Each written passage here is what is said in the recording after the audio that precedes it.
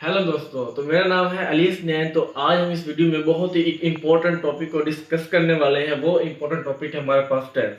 Tense तो almost हर बच्चा जानता है टेंस के बारे में, लेकिन जो उस तरीके के साथ मैं आपको सिखाऊंगा, जो टिप्स मैं आपको बताऊंगा, जो टेक्निक्स मैं आपको बताऊंगा, वो आपको कोई नहीं बताएगा। और ये टिप्स आपके लिए मुश्किल बिल्कुल भी नहीं होंगी। अगर आप इसको ध्यान से सुन लेंगे, समझ लेंगे, कुछ बातें जहन में बिठा लेंगे, तो मैं आपको गारंटी देता हूँ आपको कभी भी टेंस नहीं भूलेंगे। हत्ता कि आप अपने बच्चों, दोस्तों, हर किसी को आप सिखाने के काबिल हो जाएंगे।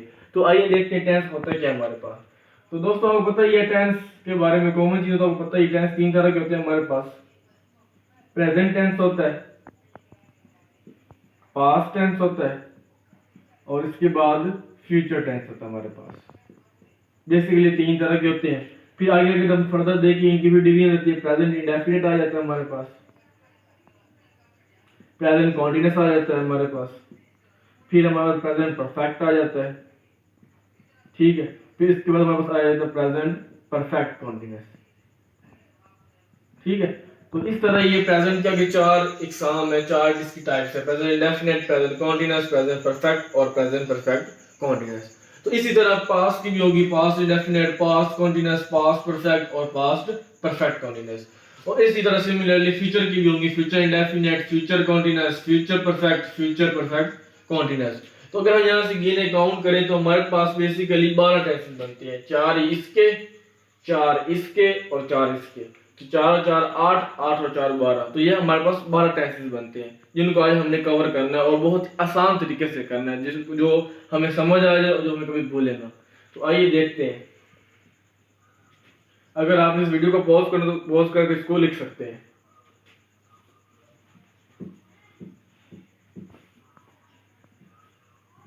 तो देखते हैं, अगर हमारे पास आए तब प्रेजेंट के बारे में हम पहले प्रेजेंट के सारे करेंगे। इससे सॉरी, प्रेजेंट नहीं, हम पहले कवर करेंगे कॉन्टिन्यूस के। कॉन्टिन्यूस मतलब हमें पता है कि कॉन्टिन्यूस तीन तरह होते हैं। प्रेजेंट कॉन्टिन्यूस होता है हमारे पास, प्रेजेंट कॉन्टिन्यूस होता है हमारे पास, पास्ट कॉन्टिन्यूस होता है, और हमारे पास फ्यूचर कॉन्टिन्यूस होता है। ठीक है, मतलब हमने पढ़ा है इंडेफिनिट होता है, कॉन्टिन्यूस होता है, परफेक्ट होता है, परफेक्ट कॉन्टिन्यूस होता है। तो मैं एक सीरीज बनाऊंगा, पहले कॉन्टिन्यूस पे आपको पढ़ाऊंगा, फिर परफेक्ट पढ़ाऊंगा, फिर परफेक्ट कॉन्टिन्यूस पढ़ाऊंगा, फिर उसके बाद एंड पे इंडेफिनिट पढ़ाऊंगा, क्योंकि थोड़ा सा आपको डिफिकल्ट लगे, थोड़ा सा आपको उसमें ध्यान ज्यादा लगाना पड़ेगा। तो पहले हम इजी चीजें कवर कर लेते हैं, फिर हम वो भी कवर करेंगे। तो आइए देखते हैं कॉन्टिन्यूस। तो प्रेजेंट कॉन्टिन्यूस है, पास्ट कॉन्टिन्यूस है और फ्यूचर कॉन्टिन्यूस है।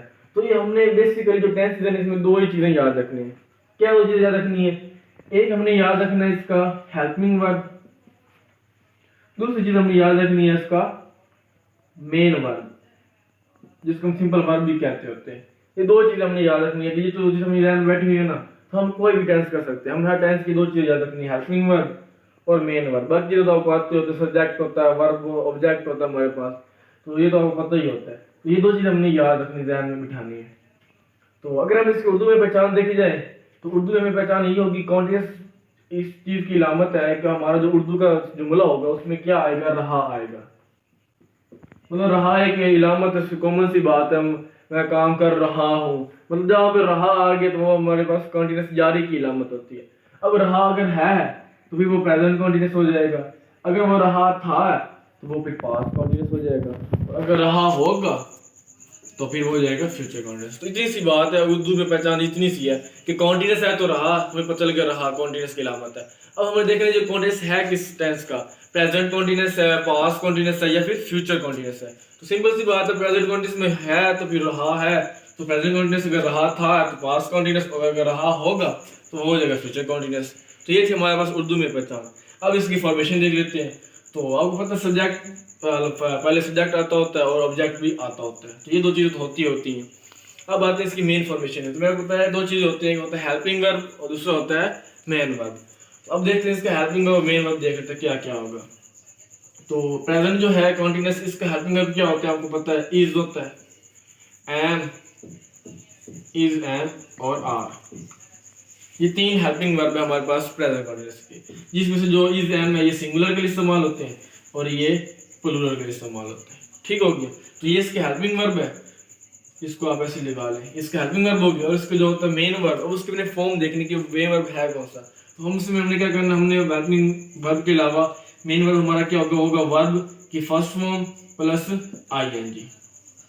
मतलब वर्ब की फर्स्ट फॉर्म ले लें, उसके बाद आईएनजी लगा, जैसे रनिंग, गोइंग, ईटिंग, एनीथिंग। ठीक है, तो इस तरह हमारे पास ये दो चीज हो जाएंगी। अब इसकी देख लेते हैं, इसका जो होता है हेल्पिंग वर्ब क्या होता है, वाज होता है या फिर वर होता है। वाज सिंगुलर के लिए होता है, एक बंदे के लिए, एक शख्स के लिए, एक चीज के लिए। और वर्ब जो होता है वो प्लूरल के लिए होता है, जमा के होता है, एक से ज्यादा के लिए होता है। तो ये इसकी होगी हेल्पिंग वर्ब। इसके मेन वर्ब भी सेम ही होगा, वर्ब की फर्स्ट फॉर्म प्लस आईएनजी, ये कॉमन चीज है। इसी तरह फ्यूचर पे आते हैं, फ्यूचर का जो हेल्पिंग वर्ब है वो होगा विल बी या फिर शैल बी, विल बी या फिर शैल बी। ठीक है, तो विल बी शैल बी का लगेगा, शैल जो लगेगा वो लगेगा आई और वी के साथ हम शैल इस्तेमाल करेंगे। बाकी जो भी कोई भी बंदा हो, कोई भी शख्स हो, कोई चीज भी हो, उसके साथ हम विल भी लगाएंगे। सिर्फ आई और वी के साथ हम शैल लगाते होते हैं। ठीक है, तो ये इसका ये हेल्पिंग वर्ब है। और इसका जो मेन वर्ब वो सेम ही है, वही वाला, वर्ब की फर्स्ट फॉर्म आईएनजी इसमें भी है, वर्ब की फर्स्ट फॉर्म आईएनजी इसमें भी है। ठीक हो गया। अब इसका एक एग्जाम्पल ले लेते हैं, मिसाल ले लेते हैं। जैसे वो स्कूल जा रहा, अगर हम है लगा देंगे तो वो प्रेजेंट हो जाएगा, अगर हम था लगा देंगे तो पास्ट हो जाएगा, अगर हम होगा लगा देंगे तो फिर फ्यूचर कंटिन्यूस हो जाएगा, बनेगा ही। अगर हम ये वाला देखते हैं प्रेजेंट वाला, तो बनेगा ही इज, ये गो फर्स्ट फॉर्म होगी और ING, he is going to school हो गया हमारे पास। ठीक है, अगर होता था हमारे पास तो हमने क्या करना, हमने इसको इज को हटाकर जस्ट क्या करना, वाज लगा देना। इतनी सी बात है दोस्तों। और अगर हमने ये फ्यूचर वाला समझने हमें लगे कि ये फ्यूचर में दिया हुआ ये चीज़ नहीं है, अगर फ्यूचर की बात होगा तो हमने इसको हटा क्या लगा देना है, विल भी लगा देना है। इतना आसान है कैसे, अगर आप इसको टेक्निकल वे से चले तो, अगर आपको समझ के चले तो ये वाला है। तो ये हमारे पास कॉन्टिन्यूअस था, इसकी ये चीज़ें थी आपने देख ली। अब आ जाते हैं हमारे पास परफेक्ट की।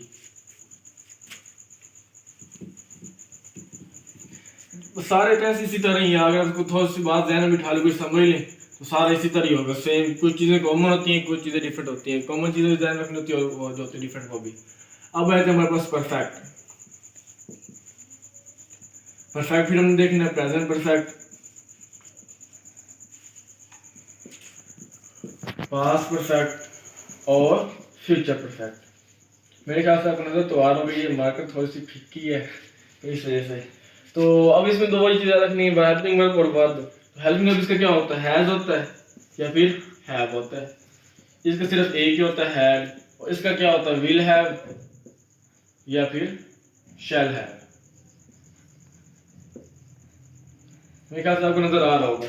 तो हैज होता है सिंगुलर के लिए, ये होता है प्लूरल के लिए, ये दोनों चीजों के लिए, सिंगुलर के लिए और प्लूरल के लिए।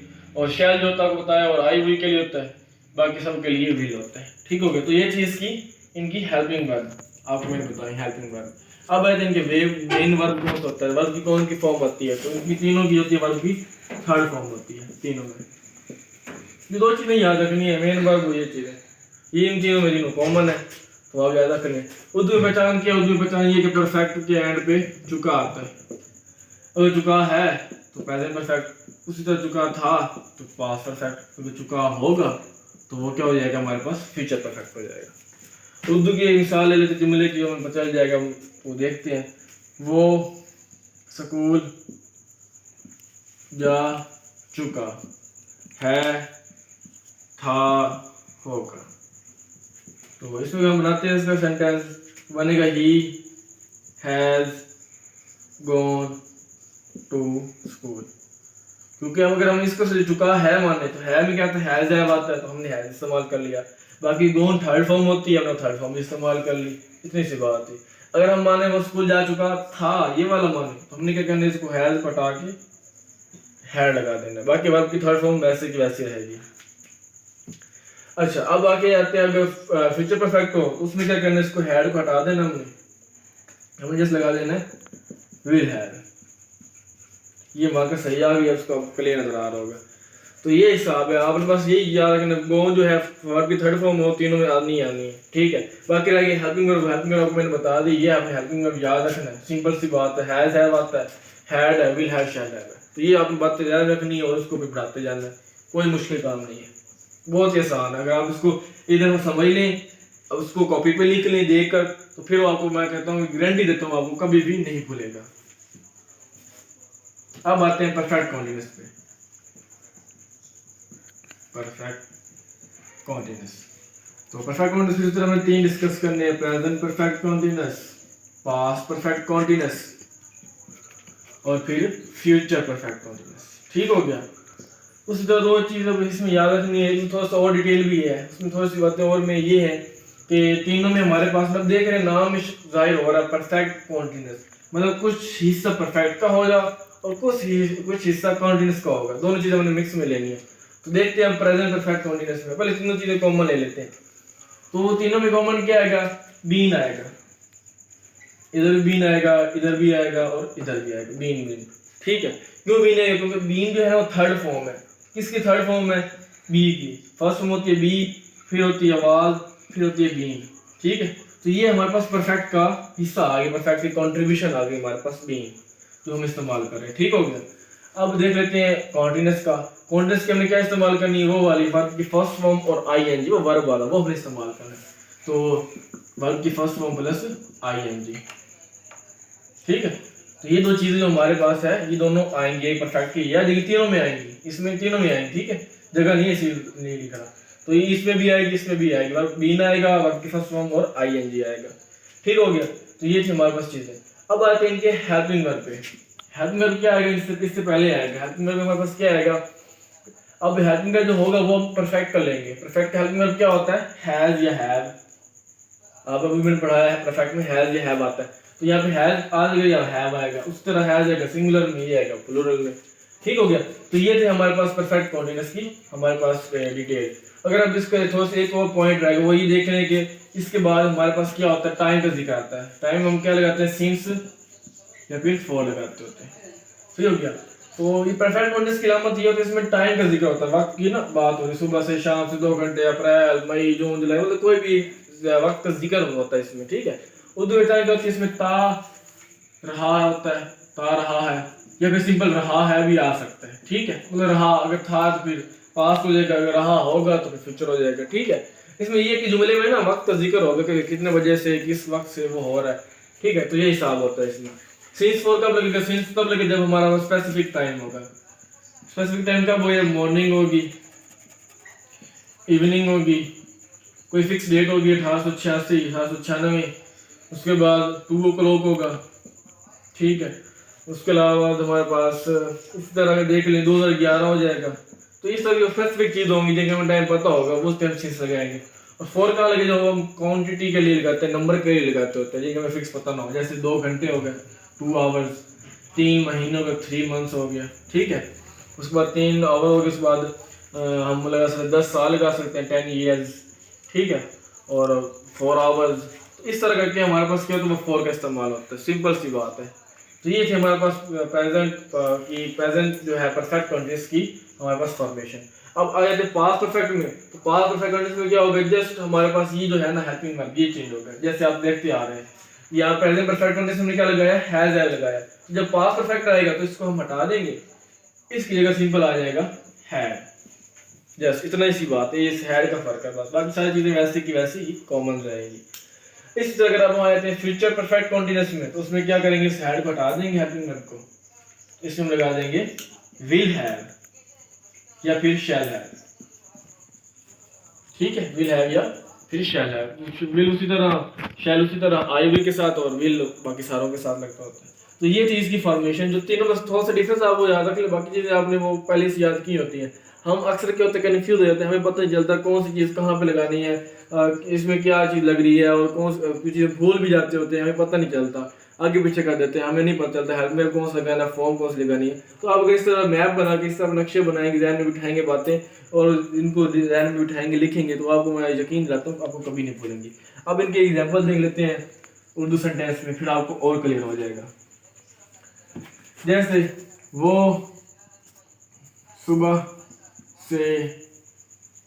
सुबह से किताब लिख रहा है, या फिर था, या फिर होगा। ठीक है, तो अब इसको बना लेते हैं, वो सुबह से किताब लिख रहा है, तो इसको अगर हम इसको ये रहा है मान ले, तो बनेगा ही हैज, जिसमें लिखा था he has been writing the book, ठीक है। सुबह से किताब लिख रहा है ना, तो he has been राइटिंग हो बताया था, ये परफेक्ट की बात हो गई, ये वापस कॉन्टिन्यूस का जिक्र आ गया और ये परफेक्ट का हेल्पिंग वर्ब आ गया। अब बात है सुबह से, तो सुबह हमारे पास एक स्पेसिफिक टाइम हमें पता है सुबह कब होती है, तो उसके लिए हम लगाएंगे सिंस। आपको पता है मॉर्निंग हो, इवनिंग हो, 2 o'clock हो, 1976 हो, कोई फिक्स डेट हो, तो हम उसके लिए क्या लगाते हैं, सिंस लगाते हैं, तो बनेगा सिंस मॉर्निंग। ठीक हो गया। इस तरह का होता है, था वो सुबह से किताब लिख रहा था, तो हमने क्या करना था, हमने जस्ट इतना इसको हैज को हटा के हैड लिख देना था, अगर इस तरह का टेंस होता। ठीक है, तो अगर ये होता होगा तो फिर हमने हैड को हटा देना था, उसके लिए हमने लिखना था विल हैव। तो दोस्तों ये सिंपल सी है फॉर्मेशन। थोड़ा सा आपने ये फर्क ध्यान रखना है कि अगर इतने सी चेंजिंग आएगी तो हमारा जो है टेंस भी तब्दील हो जाता होता है। ये मोस्टली जो होते हैं पेपर्स कॉम्पिटिटिव एग्जाम हो गए, क्लास के जिस जो भी आप इंग्लिश पढ़ रहे हैं ना, तो इंग्लिश की लाजमी ये करेक्ट फॉर्म वर्ब की फॉर्म में आता होता है, तो आप इसको करेक्ट जो है वर्ब लगाएं, हेल्पिंग वर्ब लगाएं, तो आपको ये पता होना चाहिए। ठीक है, दोस्तों ये थे हमारे पास परफेक्ट कंटीन्यूअस प्रेजेंट, पास्ट और फ्यूचर के बारे में जो आपको मैंने बता दिया। अब आते हैं लास्ट टेंस हमारे पास, वो है हमारे पास इंडेफिनिट। ये लास्ट इसलिए करवा दो कि इसकी थोड़ी सी कॉमन जो है सिमिलरिटीज वो थोड़ी है, इनमें थोड़ा सा ज़्यादा डिफरेंस है, बातें याद रखनी होती हैं, तो इसलिए आपको बता रहा हूँ। इंडेफिनिट उसी तरह प्रेजेंट इंडेफिनिट, पास्ट इंडेफिनिट और फ्यूचर इंडेफिनिट। ठीक है, तो अब आते हैं इनके जो है ना हमारे पास फॉर्मेशन। इसमें ये है कि इसमें हेल्पिंग वर्ब नहीं आता, इसमें भी नहीं आता, इसमें भी नहीं आता, और इसमें आता है। इसमें हेल्पिंग वर्ब क्या आता है, विल आता है या फिर शैल आता है। ठीक हो गया, ये है इसका हेल्पिंग वर्ब। अब आते हैं वर्ब में। वर्ब क्या होता है, इसकी वर्ब में फर्स्ट फॉर्म होती है, इसकी वर्ब की सेकंड फॉर्म होती है, और इसकी वर्ब की फिर फर्स्ट फॉर्म हो जाती है। ठीक हो गया, तो ये हिसाब होता है। इसमें ये होता है कि वर्ब की फर्स्ट फॉर्म तो है, लेकिन इसके साथ हम एस या ई एस का इजाफा भी करते होते हैं, एस ई एस लाजमी अटैच करते होते हैं। अब एस ई एस का क्या हिसाब है, एस ई एस हम तब लगाएंगे जब हमारे पास जो वर्ब आ रहा, जो हमारे पास सब्जेक्ट आ रहा, वो सिंगुलर हो। ये कब लगेगा, जब सिंगुलर पर्सन हो, हमारे पास एक बंदा हो, उसके लिए हम एस ई एस का इजाफा करेंगे। अगर हमारे पास कोई प्लूरल है, उसके लिए हम एस ई एस नहीं लगाएंगे। ठीक हो गया, तो ये हिसाब होता है हमारे पास। अगर आप एग्जाम्पल करेंगे तो आपको पता चल जाएगा, प्लूरल के लिए हम एस ई एस नहीं लगाते होते हैं।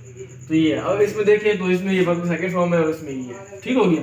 अब बात है इनमें हेल्पिंग वर्ब, इनमें भी हेल्पिंग वर्ब होता है, लेकिन वो कंडीशंस पे होता है। जब हमारा कोई सेंटेंस जो हमें दिया गया है वो अगर इंटेरोगेटिव है, नेगेटिव है, मतलब इसमें नॉट आ रहा है या फिर सवाली जुमला है, तो उसमें हम लगाते होते हैं, उस वक्त कंडीशन में लगाते होते हैं हेल्पिंग वर्ब। हेल्पिंग वर्ब क्या होता है, वो हेल्पिंग हमारे पास होता है डू या डज।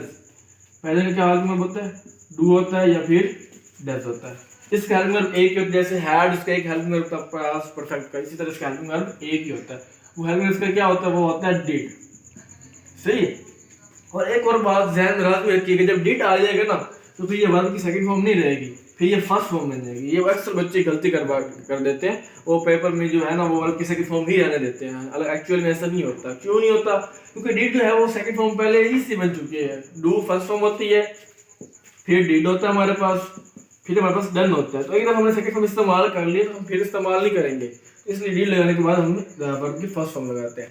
सिमिलरली जब हम डू या डज के इस्तेमाल करते हैं, अगर डज के इस्तेमाल करेंगे फिर एस यस नहीं लगाएंगे, क्योंकि एस यस इधर यस लग चुका है। डू में लगना ही नहीं है, क्योंकि वो प्लूरल के लिए इस्तेमाल होता है, ये सिंगुलर के लिए, ये प्लूरल के लिए, तो इसमें तो होना ही नहीं है। तो ये हिसाब होता है। अब इसकी एग्जांपल देख लेते हैं। और इसकी पहचान क्या होती है, प्रेजेंट जो होता है हमारे पास, प्रेजेंट डेफिनेट की पहचान होती है ता है, ती है, ते है, ता हूं, इसी तरह से मिलरली। ठीक है। और इसमें क्या होता है, ता था हमारे पास, उसके बाद ती थी। ठीक है, इस तरह होता है। और इसके अलावा और भी होती है, अलिफ होती है, छोटी ये होती है और बड़ी ये होती है हमारे पास। सही है। और इसके सिंपल क्या होता है, इसका सिंपल यही होता है, होगा, ये इसकी पहचान होती है। अब इसके देखें तो उर्दू में सेंटेंस बना लेते हैं। वही हम दोबारा से ले लेते सेंटेंस। अब मुख्तलिफ सेंटेंस बना सकते हैं, मैं वही दोबारा ले रहा हूँ। वो स्कूल जाता है। ठीक है, तो बन जाएगा ही गोज टू स्कूल। ठीक हो गया। तो ये हमने फर्स्ट फॉर्म ले ली और ईएस का लगा दिया और ही गोज स्कूल हो गया। अब अगर होता वो स्कूल जाते हैं, अगर ये प्लूरल होता मान लीजिए तो हम गोज नहीं लगाना था, हमने सिंपल गो लगाना था और यहाँ पे दे हो जाता था, दे गो टू स्कूल। फिर हमने एस यस नहीं लगाना था, क्योंकि हमने अभी बात की एस यस तब लगेगा जब हमारे पास सब्जेक्ट जो है हमारे पास वो सिंगुलर हो। अभी प्लूरल तो हम एस यस नहीं लगाएंगे, ठीक हो गया। और इसके को कंडीशन की है, अगर हमारे पास ये है ना ही गोज टू स्कूल था हमारे पास, ठीक है। अब अगर होता है ये मनफी नेगेटिव होता है, इसमें नहीं आता, वो स्कूल नहीं जाता, हमने क्या लगाना था, ही डज नॉट, हमने क्या लगाना था, he does not go to school. मतलब हमने डज का इस्तेमाल किया, ये हेल्पिंग वर्ब जो था हमारा। डू नॉट तो आना ही आने, क्योंकि नहीं किया होता वो नॉट कहते होते हैं, तो ये हमने इस्तेमाल ना, पहले इस्तेमाल नहीं था। और अगर आप देखें यहाँ पे एस यस भी नहीं लगा, हमने सिंपल इसको गो लिखा है, पहले गोज लिख रहे थे, अब हमने इसको गो लिख दिया है। तो ये इसमें थोड़ी सी आपको कॉम्प्लिकेशन आएगी, इसको आपको ज़्यादा टाइम देना पड़ेगा, मेहनत करनी पड़ेगी, तो ये भी आपको क्लियर हो जाएगा, ठीक हो गया। अब आ जाते हैं इसके, ये था हमारे पास प्रेजेंट डेफिनेट, अब आ जाते हैं हमारे पास पास्ट डेफिनेट में। वो भी इसी तरह ही है, वो स्कूल गया, ठीक है। तो वो हमारा क्या बनेगा, ही, क्योंकि एंड में अलीफ आ रहा है ना, अगर आप देखें वो स्कूल गया या स्कूल जाता था, तो बनेगा he went to school, simple सा है। सेकंड फॉर्म आ गया, मैंने बताइए सेकंड फॉर्म, ठीक है। अगर होता ये मनफी नेगेटिव होता वो स्कूल नहीं गया, अगर होता वो स्कूल नहीं गया, तो फिर हमने क्या करना था, हमने करना था इसको हटाकर हमने लिखा था he did not go to school. हमने डिड जो हेल्पिंग वर्ब इस्तेमाल कर लिया, नॉट तो आना ही आना था, और अब जो ये फॉर्म है वो वर्ब की फर्स्ट फॉर्म बन गई है, पहले वेंट था अब गोन आ गया, क्यों, क्योंकि डिड आ चुका है इस वजह से, ठीक है। तो ये था हमारे पास पास्ट इंडेफिनिट। अब आते हैं फ्यूचर इंडेफिनिट में, तो इसका क्या बनेगा फ्यूचर इंडेफिनिट का, हमारे पास वो स्कूल जाएगा, तो इसका बनेगा he will go to school, simple सा है। मेरी शायद बताया ये हेल्पिंग वर्ब वो लगा दिया, वर्ब की फर्स्ट फॉर्म लगनी थी वो लगा दी, बाकी he will go to school, तो ये था पास्ट इंडेफिनिट। तो दोस्तों ये थे हमारे पास टेंसेस, जो लोग बहुत ही मुश्किल कहते हैं ये आप नहीं कर सकते, आपको काफ़ी टाइम लगेगा, महीने लगा देते हैं, हफ्ते लगा देते हैं, सालों लगाते हैं लोग, उनको नहीं आता होता। तो आप एक ही वीडियो में इसको समझ सकते हैं, आप इसको ध्यान में बिठा सकते हैं, अच्छी तरह से क्लियर कर सकते हैं। इस जो है बातें मैंने बताई आप इनको फॉलो करें। दो चीज़ें याद रखें, हेल्पिंग वर्ब याद रखें और मेन वर्ब याद रखें, ठीक है। जो है मेन वर्ब वो तो कॉमन आ जाता है मोस्टली, एक किस इंडेफिनिट के अलावा बाकी सब में जो है ना वर्ब मेन का वर्ब वो कॉमन ही है, बस आपने हेल्पिंग वर्ब याद रखने, वो कुछ याद होंगे भी सही, क्योंकि इतना प्रैक्टिस कर करके बंदे को याद हो जाते हैं, तो वो अपने ज़हन नशीन करना कि कहाँ से हेल्पिंग वर्ब कहाँ पे आएगा, ठीक है। तो ये थे हमारे पास टेंसेस। इंडेफिनिट थोड़ा सा था, आपको थोड़ा सा टफ लगा होगा, ये इसकी थोड़ी सी कंडीशन थी, डू डज के हवाले से नेगेटिव में आता है, इंटरोगेटिव में आता है, पास्ट में थोड़ी सी कंडीशन थी, बाकी फ्यूचर तो सिंपल सा था, आपको मैंने दिखा दिया। तो ये हमने टेंसेस कर ली एक वीडियोज़ में। तो अगर आपको ये वीडियो अच्छी लगी हो तो मेरी वीडियो जो है, मेरा जो चैनल है उसको लाइक कीजिएगा, शेयर कीजिएगा, सब्सक्राइब कीजिएगा। तो मुझे उम्मीद है आपको ये वीडियो लाजमी अच्छी लगी होगी। तो मिलते हैं नेक्स्ट वीडियो में, तब के लिए गुड बाय।